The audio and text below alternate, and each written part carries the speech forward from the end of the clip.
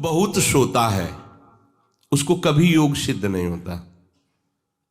सच्ची मानिए, 3 घंटे नींद में काम हो जाता है, अधिक से अधिक 4 घंटे। ये सोना हमारे लिए बहुत हानिकारक है और ये सोना हमारे लिए लाभदायक भी है। दोनों बात समझना। जिसका स्वभाव बन जाता है कि जहां बैठे वहीं सो गए, जहां बैठे, ऐसा हमने देखा है। बैठे 2-4 मिनट जहां एक घोंटा बजने लगे, ये क्या है? ये दलिद्र क्यों? अरे तुम साधक हो, ये दलिद्रता क्यों? क्या यही उपासना में तुमने सिद्धि प्राप्त की है? जहां बैठ जाओ वहां तुम लड़खड़ा गए, लार बहने लगी, सोने लगे, घोंटा बजने लगे। ये दलिद्रता है, ये तमोगुणी है। ऐसा नहीं। एक बार नींद को समय दिया है, 3 घंटे 4 घंटे, आ जाए तो आ जाए, नहीं उसको निमंत्रण नहीं देना, राधा राधा राधा, और जग कर फिर वैसे ही अपनी दिनचर्या। कोई भी फर्क नहीं पड़ना। आप अभ्यास कीजिए, कोई फर्क नहीं पड़ेगा। कई दिन बराबर जगने पर भी आपकी दिनचर्या पे कोई फर्क नहीं पड़ेगा। जो अपना स्वभाव बिगाड़ रहे हैं वो अपना नाश कर रहे हैं। अधिक पड़े हैं, सो रहे हैं, ये ठीक बात नहीं है। बार बार जो अधिक पड़े रह करके सोने का अभ्यास किए हैं, वो कहीं भी रहे, उनको बार बार नींद सताएगी। पड़े रहने में जिनको सुखानुभूति हो रही, सोने में जिनको सुखानुभूति हो रही, वो भजन क्या करेंगे? जो ज्यादा नींद लेते हैं उनकी गाढ़ नींद कभी नहीं होती है। मतलब अब सो चुके, थक गए, ऐसा नहीं आएगा। उनको बहुत प्रकार से विघ्न पड़ने लगते हैं, स्वप्न आदि आने लगते हैं, नींद का स्वरूप लंबा हो जाता है, 10 घंटे 12 घंटे। हमको एक ने बताया था कि हम केवल भोजन के लिए उठते हैं और अपने कमरे में ही पड़े रहते हैं, 18 घंटे वो सोते हैं। वह क्या जीवन आपका है? ये जीवन है? सोना बहुत हानिकारक है। अरे हम परमार्थ के पति के जितनी बार नाम जप कर लिए वो हमारे बैंक में जमा हो गया। सो के क्या बर्बाद करना है? 3 घंटे 4 घंटे, इसके 5-6 घंटे वो उनके लिए है जो बहुत श्रम परायण है, परिश्रम करते हैं शरीर से, साधक के लिए नहीं। 3 घंटे पर्याप्त है। आप अभ्यास करके तो देखिए, 3 घंटे में आपको बिल्कुल 24 घंटे के लिए तृप्ति मिल जाएगी। हाँ बिल्कुल ठीक है, अभ्यास कर लीजिए। दिन में लेटे रहने पर भी 1 मिनट नींद नहीं।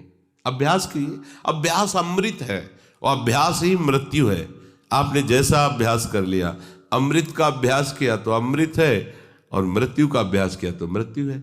भोगों का अभ्यास करना, सोने का अभ्यास करना, प्रपंच में अधिक रुचि रखना, ये सब मृत्यु है।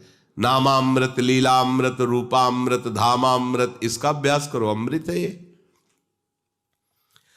शरीर उसका बहुत सोने पर भी आलस्य से भरा रहेगा। आलस्य के कारण वो भजन में जे भी बैठेगा 2-4 मिनट में ही माला छूट जाएगा और नींद आ जाएगी। ऐसा दर्शन होता है। वो बहुत कोशिश करते हैं, बस ऐसे हो जाते। ये कैसे हो गया? तुम्हारा क्या अभ्यास है? ऐसे कैसे कोई हम पे ऐसे कैसे हावी हो सकता है? कोई हमारे ऊपर ऐसा कैसे शासन कर सकता है? चाहे नींद हो या काम हो या क्रोध हो, आप क्या हो आप समझो। आप भगवान के अंश हो और आप इतना अधीन होते चले जा रहे हैं शरीर के। सत्संग हो रहा है, आप मुंह बगाड़ के सो रहे हैं। कीर्तन हो रहा है, आपको झटके नींद के आ रहे। धिक्कार है आपको जीवन को। आप साधक हो, आप उपासक हो, ये क्या हो रहा है? जहां आपको संपूर्णतया सावधान होकर चैतन्य रहना है, वो आप सो रहे हो। कैसी आपकी दिनचर्या, कैसी आपकी साधना है? आप हो क्या? विचार करना चाहिए। डांटने की विषय नहीं है, कोई तुम्हें जगाए विषय नहीं है। भगवत कृपा से जीवन में कभी अलार्म नहीं बजाया कि हमको इतने बजे उठना है, पता नहीं उठ पाए कि ना उठ पाए। अभ्यास योग युक्त चेतसा नान्यगामिना। ऐसी स्थिति हो कि हम उठ ना पाए तो बात अलग की है। नहीं, बख्शना नहीं इस शरीर को, अब भाई हमें चलो हम नहीं आ रहे, ऐसा नहीं। अगर सांस है, दम है, बिल्कुल इसको बख्शना नहीं। हम केवल आपको उपदेश नहीं कर रहे, बख्शना नहीं। शरीर के प्रति इतना प्यार नहीं दिखाना कि वो हमारे प्यारे से हमको दूर कर दे, ऐसा नहीं। ये जड़ वस्तु है, ये चैतन्य नहीं है। तुमसे ये चैतन्य है, तुम अपनी चैतन्यता को समझो, इसके अधीन हो रहे हो। ये तो बहुत बुरा लगता है जब कोई साधक सत्संग में या माला लेकर भजन करने में या पाठ करने में सो रहा है, तब लगता है। ग्रंथ सामने खोला है, थोड़ा पाठ कर ऐसे ऐसे। एक जगह दर्शन कर ले जाते थे, वो भागवत का स्वाद है। वो श्री जी के सामने भागवत पढ़ते पढ़ते नाक और माथा पूरी भागवत में रख दिया, और 2500 लोग आ जा रहे हैं ऐसे। तो उनको जैसे कहते पंडित जी श्री हरिवंश, हाँ हाँ श्री हरिवंश। अब ये हो क्या रहा है, ये क्या हो रहा है? अगर आपके अंदर नींद है तो आप चैन से 1-2 घंटे सो लिए दीजिए और फिर बैठिए, चैतन्य होकर बैठिए। ये अपमान है शास्त्रों का। आप चैतन्य घन प्रभु के वचन पढ़ रहे हैं, आपको नींद आ रही, प्रभु की चर्चा हो रही, आपको नींद आ रही। कभी विषय चर्चा में आपको नींद आई? कभी फिल्म देखने में नींद आई? नौटंकी नाटक देखने में? रिश्ते नातेदारों से बात करने में? रिश्ते नातेदारों, आपका लड़का विदेश में रह रहा हो, उसकी कोई बात बता रहा हो, आपको नींद आएगी? नहीं आएगी। लेकिन अपने परम प्राण स्वरूप आत्म स्वरूप श्री प्रियालाल की चर्चा हो रही, आपको नींद आ रही है। अब हो क्या हो, जरा विचार करके देखिए। तो ये आलस्य के कारण उसके भजन में भारी बाधा हो जाएगी।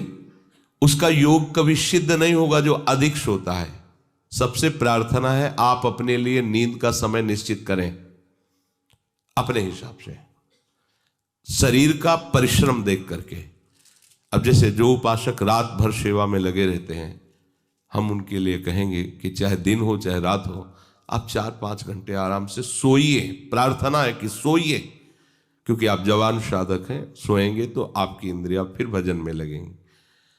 आप अपने को देखिए, यदि आप कोई सेवा बल वाली नहीं करते हैं तो 4 घंटे से ज्यादा आप नहीं लें। अच्छा उपासक 3 घंटे में हो जाता है। अब आप लोग देख लीजिए, अपनी एक दिनचर्या में नींद का समय आप निश्चित कीजिए, और जो निश्चित कीजिए उसे कम से कम 10 वर्ष तो निभाइए। यहां 2-4 दिन में दिनचर्या बदल जाती है, ऐसे नहीं होना है। साधु का ऐसा नहीं होता। कुछ नियम लो तो 10-5 वर्ष तो चलो, 2-4 दिन में सब फिसल जाते हो, क्या फायदा है? एक नियम लो, हम इतने घंटे सोएंगे, हम छूट देते हैं आपको। आप अपने आप ने नियम लो कि हमारा इतने घंटे में हो जाएगा। उस घंटे को आप लिख लो अपने सामने कि मुझे इतने घंटे केवल सोने के लिए सत्संग में अनुमति है, क्योंकि हमने वहां इतना नियम लिया था। आप ले, बताने की जरूरत नहीं। आपके द्वारा लिया हुआ नियम फिर आपसे कभी नहीं टूटना चाहिए। स्वीकार करो आप अंदर से कि आप इतना सोएंगे, पर लिमिट हम बता देते हैं। शरीर अधिक श्रमित जो सेवा में होता है 5 घंटे, गृहस्थी है तो 6 घंटे, साधक है 4 घंटे। भजनानंदी को कहना ही नहीं पड़ेगा, 3 घंटे में हो जाता है। इसी के अंतर्गत आप चयन कर लीजिए। 6 से 7 में मत बढ़ना, क्योंकि सत्संगी हो, इतना भारी श्रम तुमसे नहीं होता। बलराम ब्रजवासी है, 20 वर्ष की बात बता रहे हैं, एक दिन की नहीं, 20 वर्ष की नित्य दिनचर्या से वृंदावन की परिक्रमा, और कितनी मेहनत से चक्की चला करके 150 रुपया करके घर परिवार चलाना, संत सेवा करना, सत्संग सुनना, ये सब गृहस्थ है, परिवार है, भागे घूम रहे हैं परमार्थ के लिए, नंगे पैर पूरे वृंदावन। 20 वर्ष पानी गिरे पत्थर गिरे, कोई मतलब नहीं। इतनी इतनी एड़ी फट गए एकदम। अब उनको क्या कहोगे? साधु नहीं कहोगे तो क्या कहोगे? ब्रजवासी हैं, रात दिन प्रभु का नाम स्मरण, सत्संग, परिक्रमा सब कर, और मेहनत उठा उठा के बोरा भर बेचना, उसमें कहीं 10, 20, 50 रुपया बचा लेना, परिवार का पोषण करना। आपके लिए तो कोई सेवा ऐसी नहीं मेहनत वाली, फिर आप इतना लंबा सफर कैसे सोच सकते हैं? वो गृहस्थ होते हुए 2-2:30 बजे जगते हैं, तब अपनी दिनचर्या पूरी करते हैं। हो सकता है रात्रि के 10-11 बज जाते हो, दिन में वो चक्की में रहते, कब सोते होंगे? और 20 वर्ष की दिनचर्या हम उसकी बता रहे हैं। आप विचार करो, आप साधक हैं, आप विरक्त हैं, या आप संसार से निवृत्त होकर वृंदावन वास करें, आप कितना सोते हैं? ये बंद करो, शरीर को सुखी करना बंद करो। ये शरीर को सुख देने की बात महादुख मोल लेना है। निश्चित करो आप अपने समय को सोने का। कर लिया? हाँ, अपना समय निश्चित करो। जो समय निश्चित किया हो, 4 घंटे, 5 घंटे, 6 घंटे, ये धाम है, यहां झूठ नहीं चलेगा। अगर 6 घंटे निश्चित किया तो 6.25 घंटे नहीं होना चाहिए। उसी को आप विभाजित कर लीजिए, 4 घंटे रात्रि में सो लीजिए, 2 घंटे दिन में सो लीजिए। आपको अगर 6 घंटे सोना है, 4 घंटे सोना है, 3 घंटे आप रात्रि में, 1 घंटे दिन में विश्राम। अगर आपका रात्रि में हो जाता है तो दिन में विश्राम की जरूरत नहीं। आपको इस पर आना पड़ेगा। आपसे कांच छुड़वा रहे हैं, मणि पकड़ा रहे हैं आपको, घाटे का सौदा। आप क्या कर रहे हो?